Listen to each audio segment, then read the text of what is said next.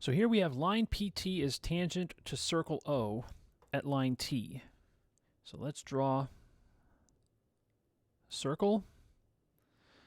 And we've got a tangent line, just about. Okay. And so meets the circle.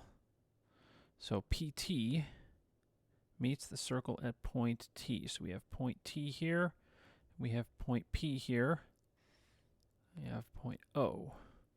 Now here we have line PO.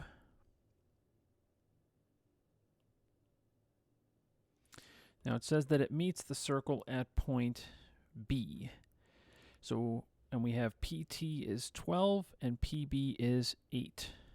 Now we want to determine the radius.